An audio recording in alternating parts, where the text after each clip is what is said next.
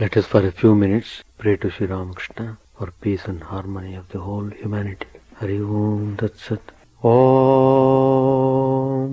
Stapakaya cha dharmasya sarvadharma swarupine Stapakaya cha dharmasya sarvadharma swarupine Avatara Varishtaya Ramakrishna Te Namah Asato Ma Sadgamaya Tamaso Ma Jyotirgamaya Pratyorma Mritangamaya Om Shanti Shanti Shanti.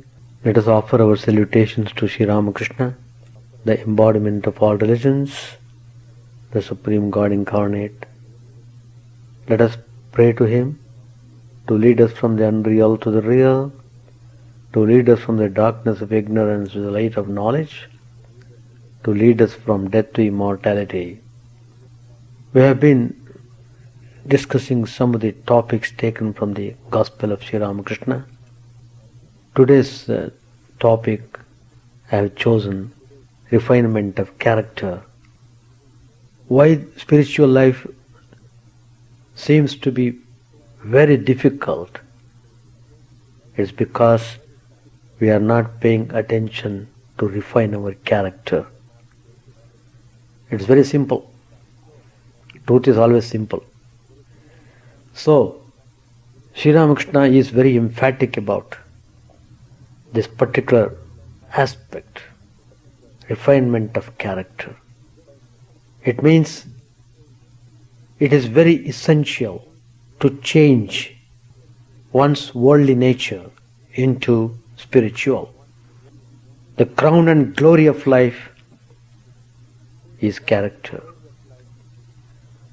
Spiritual character must be cultivated to accomplish spiritual goals in life. So, refinement of character.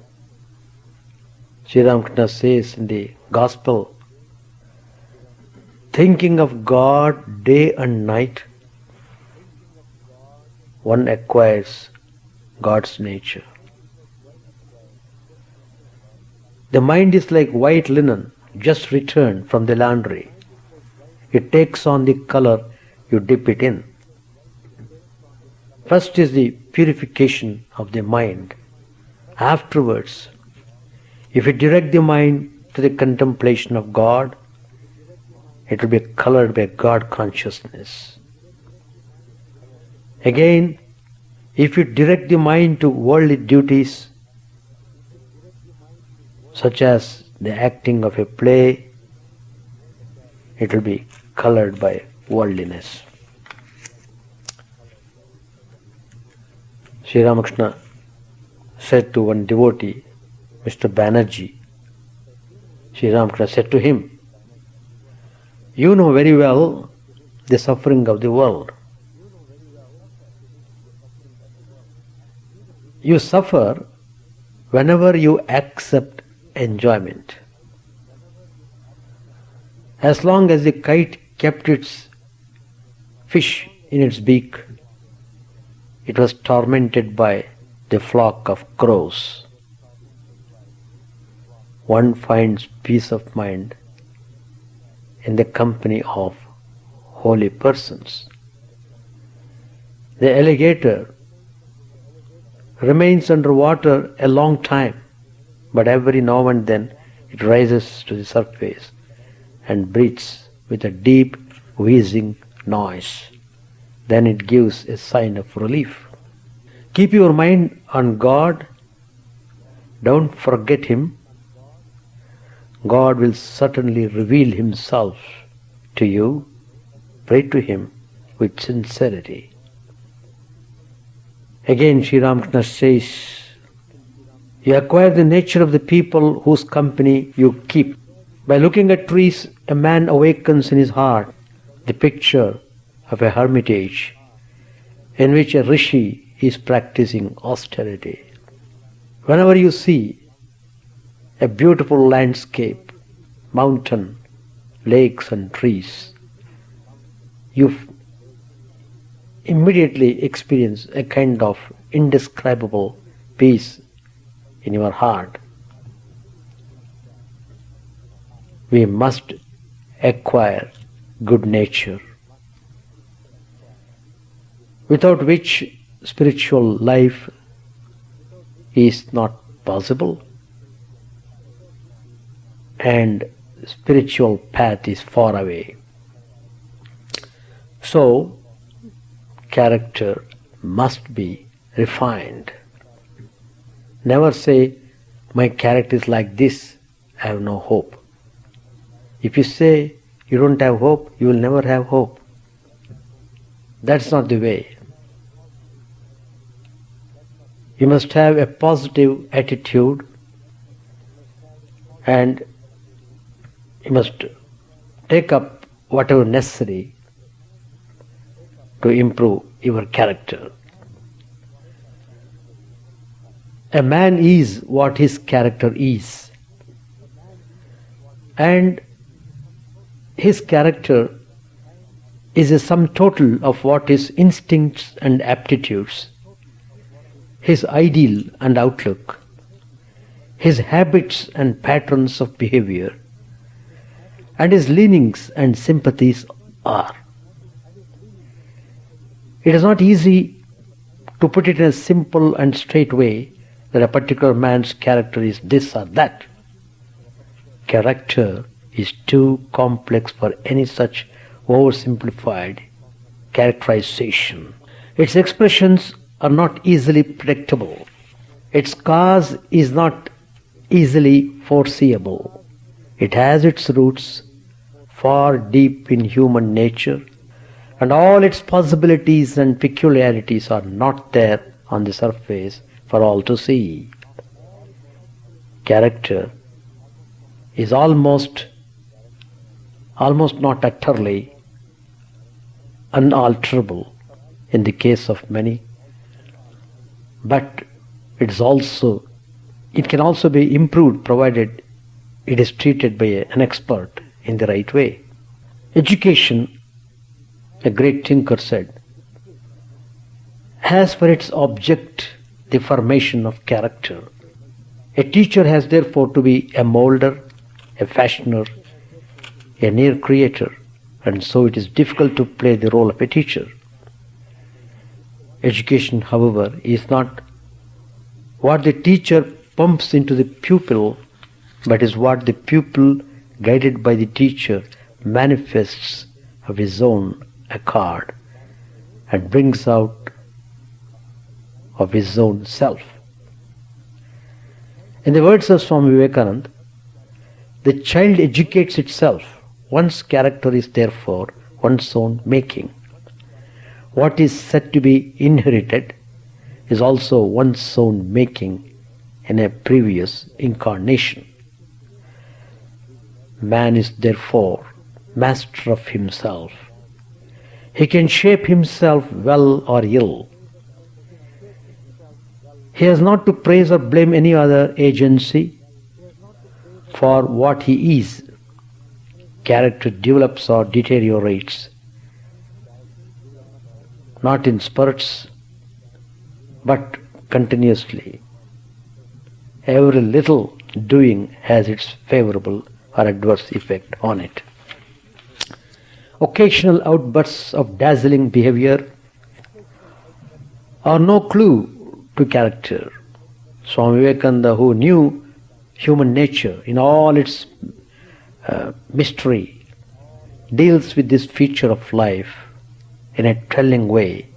Swamiji says, as I grow older, I find that I took more and more for greatness in little things. I want to know what a great man eats and wears and how he speaks to his servants. I want to find a Sir Philip Sydney greatness. Few men would remember the thirst of others, even in the moment of death. But anyone will be great in a great position. Even the cowards will grow brave in the glare of the footlights. The world looks on, whose heart will not throb, whose pulse will not quicken till he can do his best. More and more, the true greatness seems to me that of the worm doing its duty silently, steadily, from moment to moment and hour to hour. So, a man's character is not what he does and what he is when all eyes are on him, but what he feels and what he performs when he is alone and unobserved, except of course by the ever-seeing eyes of God. Character has to be built inch by inch, and among the many aids to its building, the most powerful is the impulse of religion, though only a very few are aware of this fact. The man who doesn't conform to a stern discipline in life can never succeed in forming a worthy character. Soft and indulgent self-love, which condones every blemish and error in oneself, is of great disservice to character building. Sternness, when it is directed to oneself, is a great virtue. Temptation is a test of character. Character is always an expression of immense soul power. If there is cosmic moral law governing the universe, character is a form of its operation in individual. Even art is sublime or grotesque according to as the artist's character is immaculate or stained. It is not necessary that a man of character is a success in society. Poverty may assail him. Failure may be his lot in business or profession. He may be mocked at or pitied by the more fortunate folk. But all this will be amply compensated, in his case, by the wealth of a clean conscience and the self-satisfaction of upright behavior.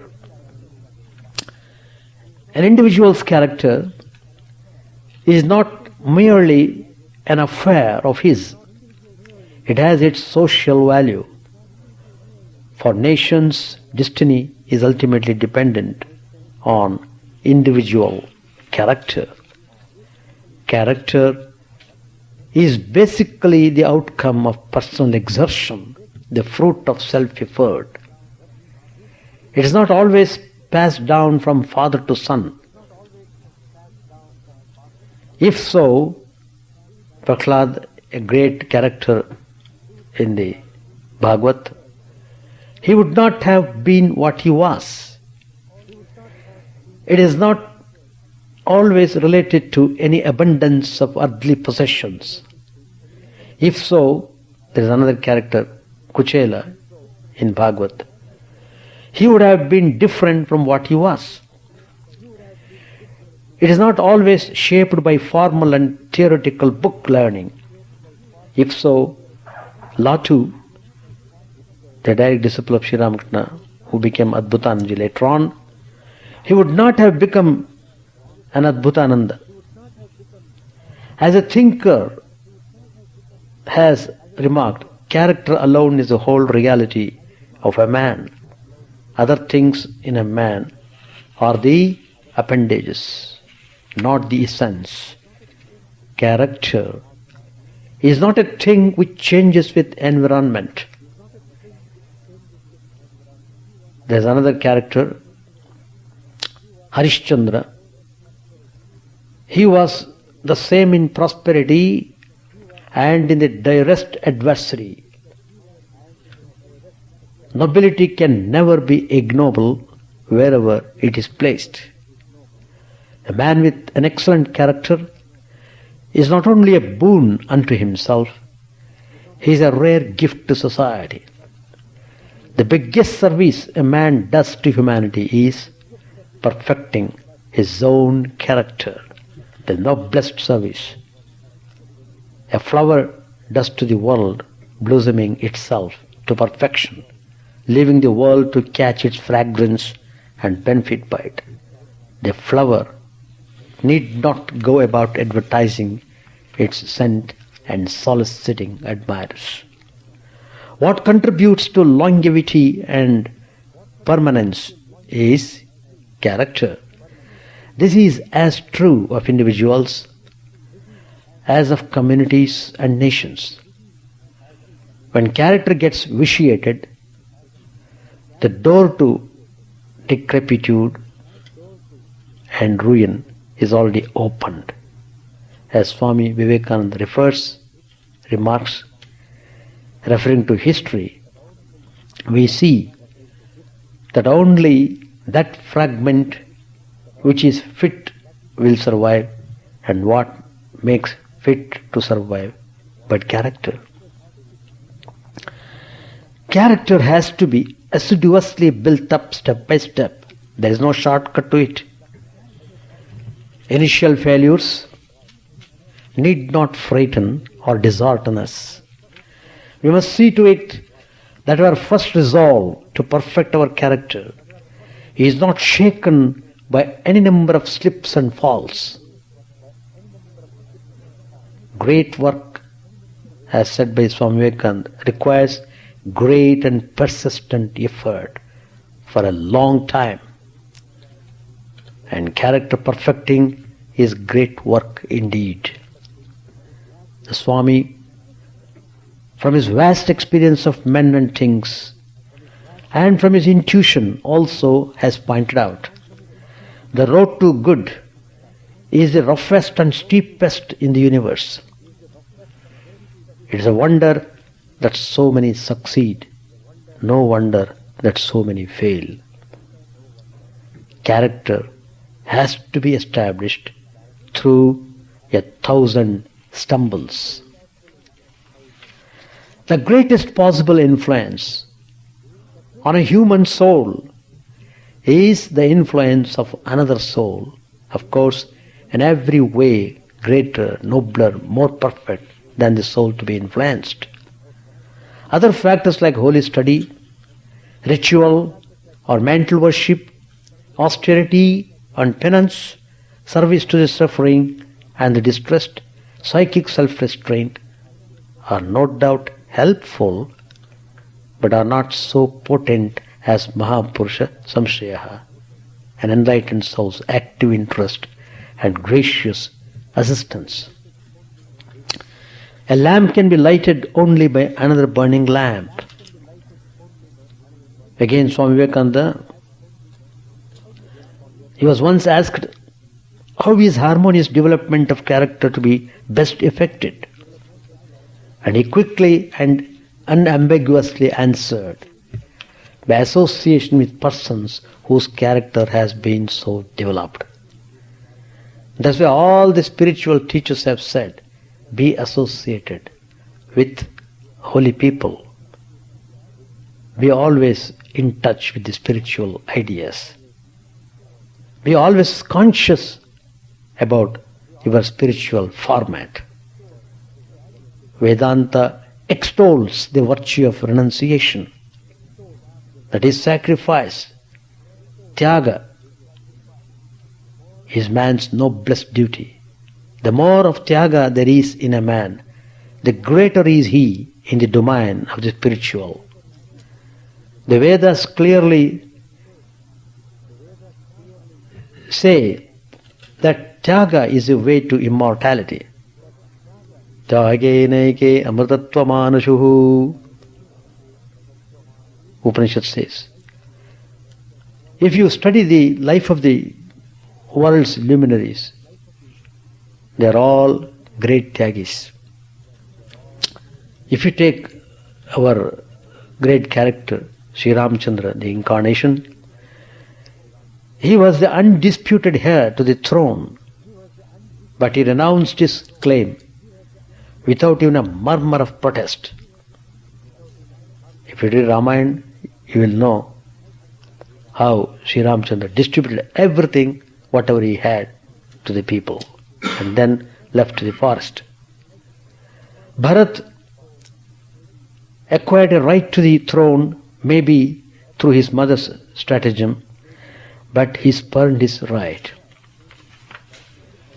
To Buddha, the discovery of a way to the cessation of mankind's sorrow was of far greater urgency and compulsion than inheriting a kingdom which was his by right of birth, or keeping happy a wife to whom he was her everything in life.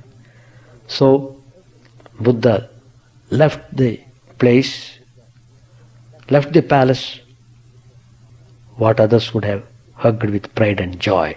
Swami Vivekananda says, the first great thing to accomplish is to establish a character, to obtain, as we say, the pratishtita prajna, established wisdom. So, our focus should be how to perfect our character. So that is the first initial step, very important step, to enter into the realm of spirituality. Without character, spiritual life is impossible. And so people may talk of spirituality, but it remains simple talk only. Unless one is perfected in character, one cannot realize the beauty and glory of spiritual life. So the teachers come, Mahatmas come, they show us the way to purify ourselves. So the discipline is required in order to purify oneself. So first, that urge for spiritual life must be kindled. Once that urge is awakened, the next step would be to concentrate how best one could perfect one's character. As I said in the beginning, as it stands, the mind runs after the world, runs after things of the world, runs after name, power, position, runs after all these things external, totally forgetting the glory of one's own inner nature. So the character is vitiated on account of this external activity, and in a way the character is deformed. So, as I said, you have to have spiritual format to proceed in the spiritual path. So that is given by the spiritual teachers. The methods are shown. Everything is kept open. The only thing is, we must be very sincere in pursuing the spiritual path. When the sincerity is there, you definitely make a resolve to perfect yourself. So first pay all attention to purify yourself. Everything follows up automatically. You don't have to worry. You don't have to bother about the result. Result will come by itself. take care of the means, the end will come. Glorious end will come. Just like you cultivate the land, sow the seed, take care, watering, removing the weeds, trying to see it gets proper sunlight. So when you give attention to all these aspects, you will see how the result would come, and you'll be in ecstasy to see the blooming sprout. So, refinement of character is what is very essential. That's why Sri Ramakrishna says, always constantly repeat God's name. Constantly. It means sometimes you may not think of God. Those moments may be used up in a wrong way, and there's every possibility you may slip down and you may get into accident. So, if you constantly remember God, you'll be free from all accidents, and though you are in the world, though you are amidst activities and carrying on all your duties and responsibilities, still you will be at peace, since you will be constantly repeating God's name and connecting yourself to God. That's very, very essential. The more you repeat God's name, the more you are refining yourself. And when the refinement is complete, you get the vision of God and you get liberation. Master said, reasoning is one of the paths. It is a path of the Vedantis.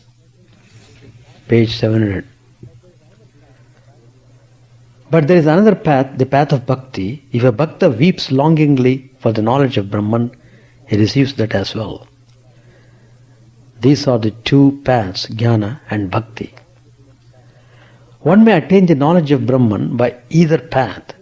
Some retain bhakti even after realizing Brahman in order to teach humanity. An incarnation of God is one of these. A man cannot easily get rid of the ego and the consciousness that the body is the soul.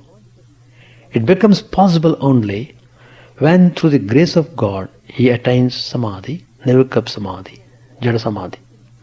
The ego of the incarnations returns to them when they come down from the plane of samadhi. But then it is the ego of knowledge or the ego of devotion. Through the ego of knowledge, they teach men. Shankaracharya kept the ego of knowledge. Through the ego of devotion, Chaitanya Dev tasted divine love and enjoyed the company of the devotees. He talked about God and chanted His name. Since one cannot easily get rid of the ego, a bhakta doesn't explain away the states of waking, dream and deep sleep. He accepts all the states. Further, he accepts the three gunas, sattva, rajas and tamas. A bhakta sees that God alone has become the 24 cosmic principles, the universe and all its living beings. He also sees that God reveals Himself to His devotees in a tangible form, which is the embodiment of spirit. The bhakta takes shelter under Vidya Maya. He seeks holy company, goes on pilgrimage, and practices discrimination, devotion and renunciation. He says that since a man cannot easily get rid of the ego, he should let the rascal remain as a servant of God, the devotee of God. But a bhakta also attains the knowledge of Brahman, knowledge of oneness. He sees that nothing exists but God. He doesn't regard the world as a dream, but says that it is God Himself who has become everything. In a wax garden, You may see various objects, but everything is made of wax. But a man realizes this only when his devotion to God has matured. One gets jaundice when too much bile accumulates. Then one sees everything as yellow.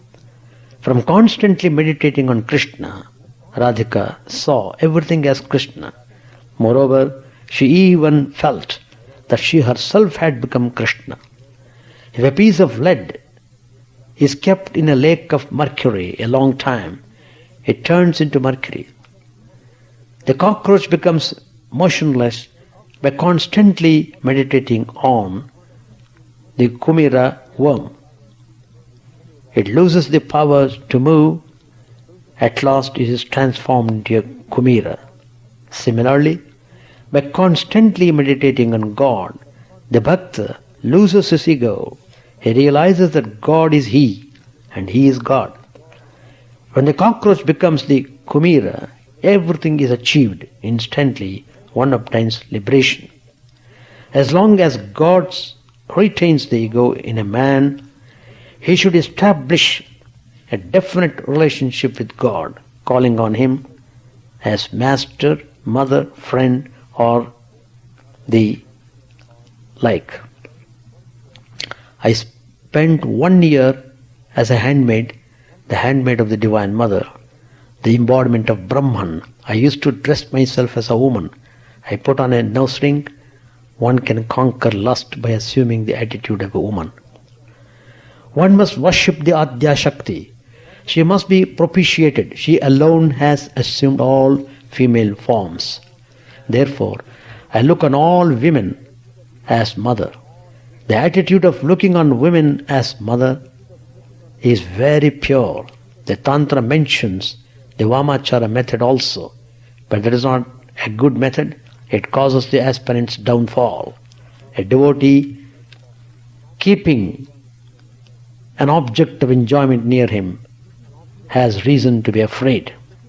Looking on woman as mother is like fasting on the Ekadashi day without touching even a drop of water. In this attitude, there is not the slightest trace of sensual enjoyment. Another way of observing Ekadashi allows the taking of fruit and the like. One can also observe the day by eating luchi and curries. But my attitude is not to touch even a drop of water while I observe the fast.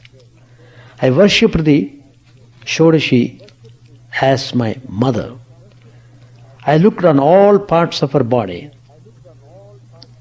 as those of my mother. This attitude of regarding God as mother is a last word in sadhana. O God, thou art my mother and I am thy child. This is the last word in spirituality. The sannyasi's way of living is like observing the Ekadashi fast without taking even a drop of water. If he clings to enjoyment, then he has reason to be afraid. Women and gold is enjoyment. If a monk enjoys it, he is swallowing his own spittle, as it were. There are different kinds of enjoyment: money, wealth, name, fame, and sense pleasures. It is not good for a sannyasi to sit in the company of a woman devotee or even to talk to her. This injures him and others as well. Then others cannot learn from him. He cannot set an example to humanity.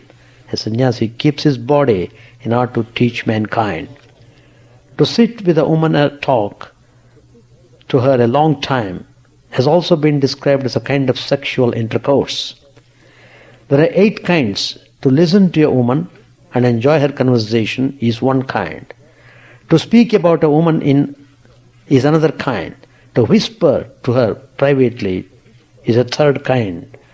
To keep something belonging to a woman and enjoy it is a fourth kind.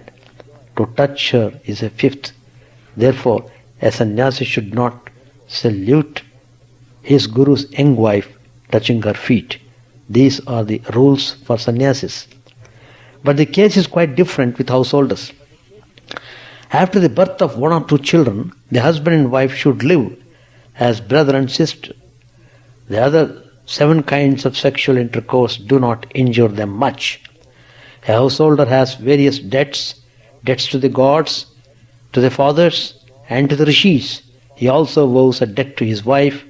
He should make her the mother of 1 or 2 children and support her if she is a chaste woman.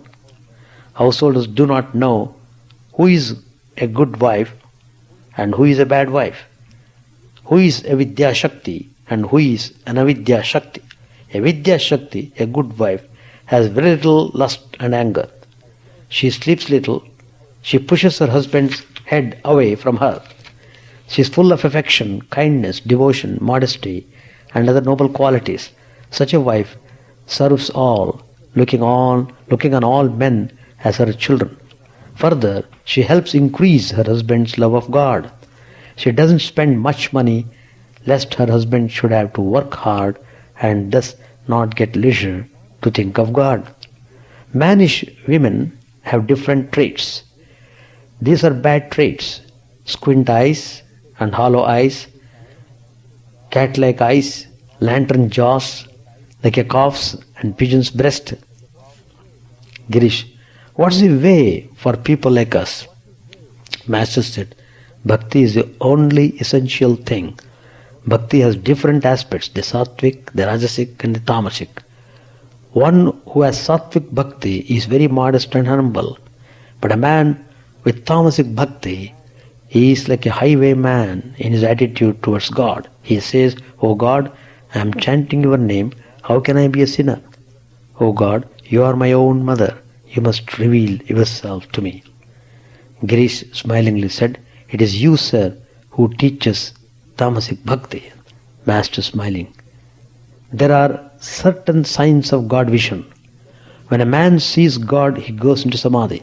There are 5 kinds of samadhi. First, he feels the Mahavayu, the great nerve current whose rising is felt in the spinal column. Second, he feels it rise like a fish swimming in the water.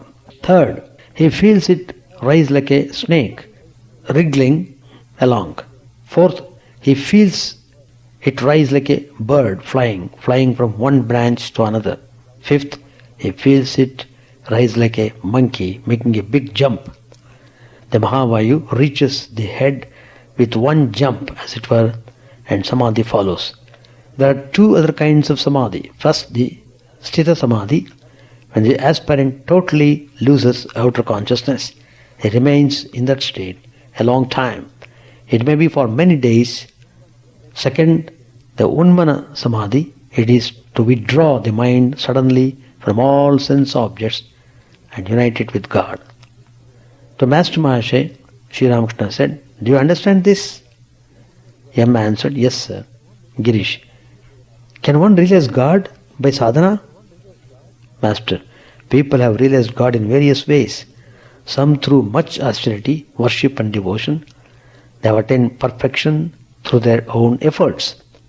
Some are born perfect, as for example Narada and Shukadev. They are called Nitya Siddha, eternally perfect. There are also those who have attained perfection all of a sudden. It is like a man's unexpectedly coming into a great fortune. Again, there are instances of people's realizing God in a dream and by divine grace. Saying this, Sri Ramakrishna sang, intoxicated with divine fervor. Can everyone have the vision of Shama? Is Kali's treasure for everyone?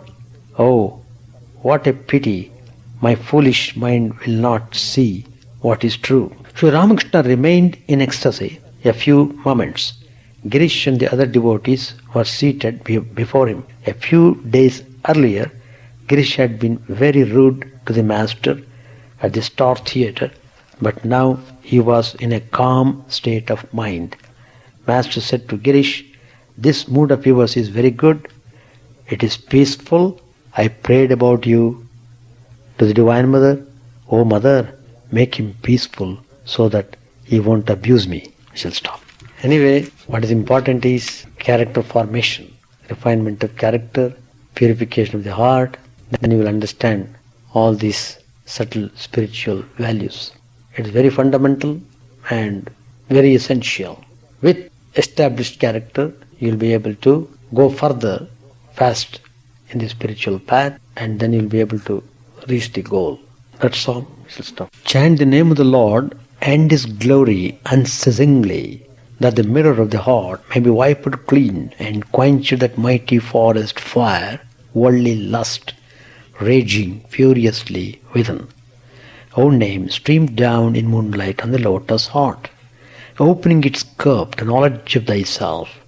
O self, drowned deep in the waves of His bliss, tasting His nectar at every step, bathing in His name, that bath for weary souls.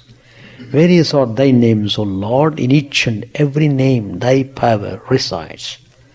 No times are set, no rites are needful for chanting of thy name.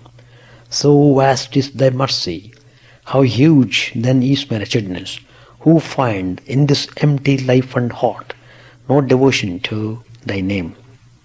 O my mind, be humbler than a blade of grass, be patient and forbearing like a tree, take no honor to thyself, give honor to all, chant unceasingly the name of the Lord. O Lord and soul of the universe, mine is no prayer for wealth or retinue, the playthings of lust or the toys of fame. As many times as I may be reborn, grant me, O Lord, a steadfast love for thee. A drowning man in this world's fearful ocean is thy servant, O sweet one. In thy mercy, consider him as dust beneath thy feet. Oh, how I long for the day when an instant's separation from thee, O Lord, will be as 1,000 years, when my heart burns away with its desire, and the world without thee is a heartless void.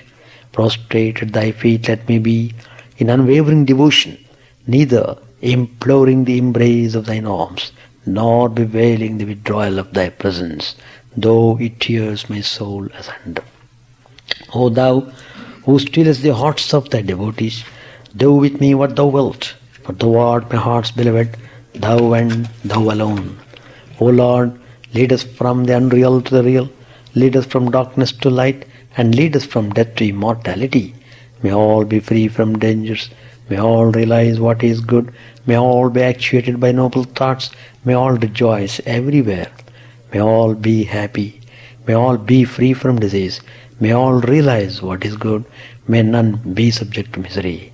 May the wicked become virtuous, may the virtuous attain tranquility, may the tranquil be free from bonds, may the freed make others free. May good betide all people, may the sovereign righteously rule the earth, may all beings ever attain what is good, may the worlds be prosperous and happy, may the clouds pour rain in time, may the earth be blessed with crops, may all countries be freed from calamity, may holy men live without fear. May the Lord, the destroyer of sins, the presiding deity of all sacred works, be satisfied, for He being pleased, the whole universe becomes pleased.